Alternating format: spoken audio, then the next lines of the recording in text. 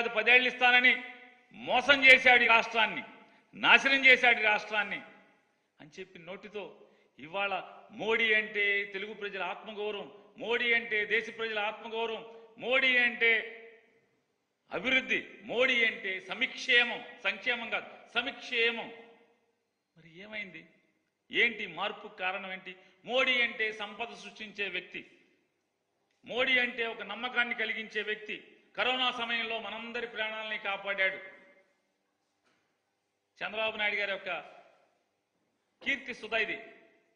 మోడీ గారి గురించి ఆయన వాళ్ళు మాట్లాడినటువంటి కీర్తి సుధా. ప్రపంచంలో భారతదేశాన్ని 5వ స్థానం నుంచి 3వ స్థానానికి తీసుకొచ్చాడు. అమెరికా తర్వాత మళ్ళీ మనమే చిడతలుచుకుని యమకొట్టుడు భజన, మామూలు భజన కాదు ఈ చంద్రబాబు భజన, అసలు మామూలుగా హరిలో రంగ హరి. మనందరం మోడీ ఆశయాలతో అనుసంధానం కావాలంట.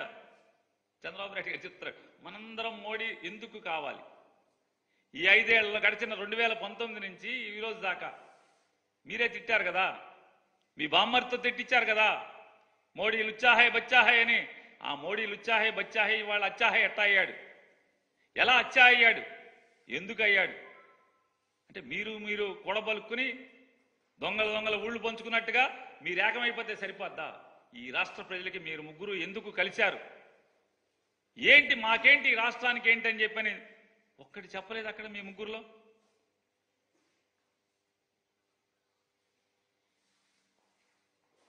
ఆయన మాట్లాడతాడు చంద్రబాబు నాయుడు గారు, జగన్మోహన్ రెడ్డి గారికి సొంత చెల్లెళ్ళే ఓటు ఇద్దంటున్నారు తమ్ముళ్ళు.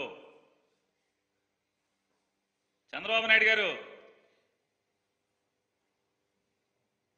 మీకు కాళ్ళు కడిగి కన్యాదానం చేసి కాళ్ళు కడిగి నీళ్లు తల మీద జల్లుకున్నటువంటి మీ మామగారు నీకు ఓటేయిద్దని చెప్పాడు. నువ్వు సర్వనాశనం అవ్వాలని చెప్పాడు. నువ్వు ఒక దగాకోరని చెప్పాడు. మీ తోడబుట్టినటువంటి తమ్ముడు రామ్మూర్తి నాయుడు గారు మా అన్నకి ఓటేయబాకండి, నారా చంద్రబాబు నాయుడు గారికి ఓటేయబాకండి అని ఊరూరు తిరిగాడు. మీ బావమరిది హరికృష్ణ గారు మా బావ పెద్ద దొంగ, మా బావకి ఓటేయబాకండి అని ఊరూరు సందు గొంతు తిరిగాడు. మీ తోడల్లుడు దగ్గుపాటి వెంకటేశ్వరరావు గారు ఇతను ఒక వెన్నుపాటుదారుడు, కుట్రదారుడు, దొంగ, ఏయబాకండి ఓటు అని మీ తోడళ్ళు తిరిగాడు. మీ వదిన గారు ఈరోజు డయాస్ మీద ఉన్నటువంటి ఆవిడ మా బావకు దొంగ, మా బావకు మోసగాడు, మా మరిది ఒక మోసగాడు, ఓటేయబాకండి నారా చంద్రబాబుకినని సాక్షాత్తు మీ శ్రీమతి గారు అక్కగారు తిరిగారు. మీ మేనగోడల భర్త గారు నార్నే శ్రీనివాసరావు గారు చంద్రబాబుకి ఓటేయబాకండి అని చెప్పని ఊరు ఓడా తిరిగాడు. మరి మీ చుట్టాలంతా ఆగా తిరిగేశారు కదా. ఇవాళ ఈయన మాట్లాడతాడు. ఇకపోతే మోడీ గారు వచ్చారు పాపం. అంటే నారా చంద్రబాబు నాయుడు గారు మోడీ గారి కాళ్ళు పట్టుకుని బతిమాలి ఒప్పందం కుదుర్చుకుని, అంటే ఈ ఒప్పందాలు ఈ పొత్తులు రాష్ట్రానికి అవసరం లేదు, రాష్ట్ర ప్రజలకు అక్కర్లేదు. ఈ లోపాయికారి ఒప్పందాలు ఎవరి కోసం, ఎందుకోసం? ఈ లాలూచీలు ఎవరి కోసం?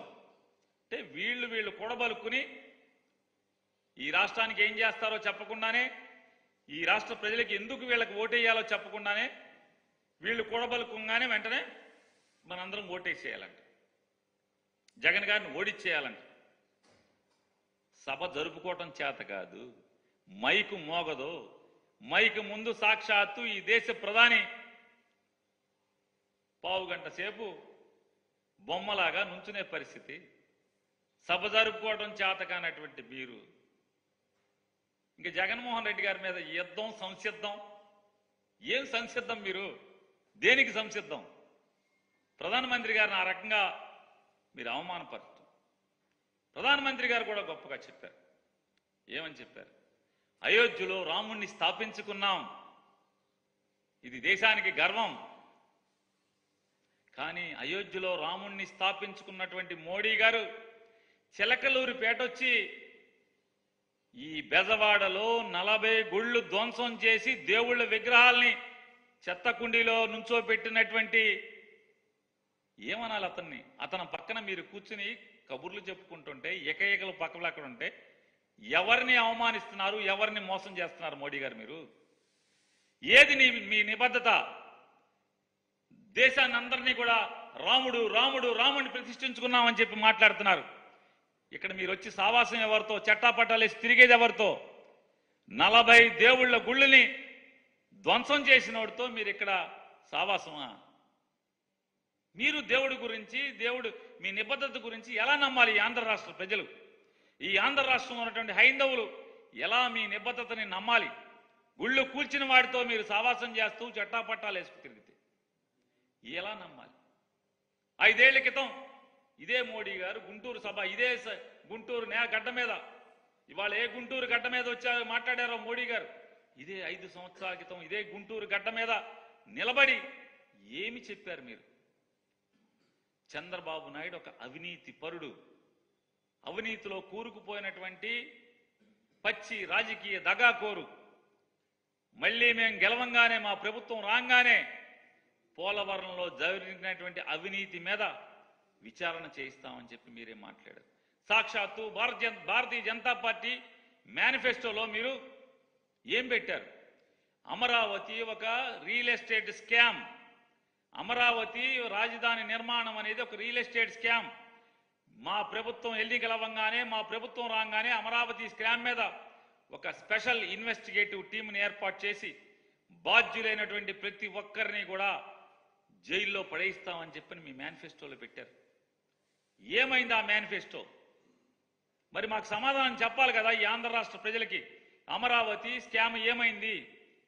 పోలవరం పూర్తి చేస్తామని చెప్పారు, పోలవరంలో అవినీతి జరిగిందని చెప్పారు, వారం వారం పోలవరం అని చెప్పి అంటున్నాడు అతను.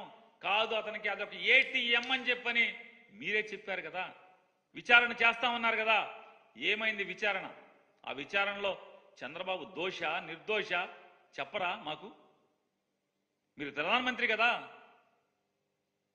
ప్రపంచం మొత్తం మీరు గర్వంగా తిరుగుతున్నారు కదా, నేను భారతదేశ బిడ్డనని. మరి అలాగే ఈ ఆంధ్ర రాష్ట్ర గడ్డ మీదకి వచ్చినప్పుడు, ఈ గుంటూరు గడ్డ మీదకి వచ్చినప్పుడు 5 ఏళ్ల క్రితం మీరేం చెప్పారు?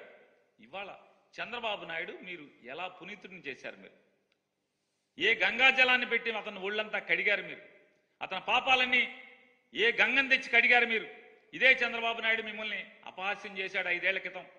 ఏమిచ్చాడు మోడీ? చారుడు మట్టి, చెంబుడు నీళ్లు అన్నారు. మరి ఏ ముఖం పెట్టుకుని వాళ్ళ చారుడు మట్టి, చెంబుడు నీళ్లు ఇచ్చినటువంటి మోడీని తీసుకొచ్చి మీరు ఓకే భజన చేస్తున్నారు? భజన చిడతలు పట్టుకుని యమకొట్టుడు కొడుతున్నారు. ఏంటిది? ఈ రాష్ట్రానికి ఏం చేద్దాం అనుకుంటున్నారు మీరు? ఏం చేస్తారు మీరు? ఇవాళ ఆయన చెప్తారు, నేను ఎందుకు సిద్ధం 5 అంటున్నానంటే, ఇది జగన్ గారికి అనేటువంటి అనుకూలమైనటువంటి మీటింగ్. ఇది సిద్ధం 5, చిలకలూరుపేట సిద్ధం 5. ఎందుకంటే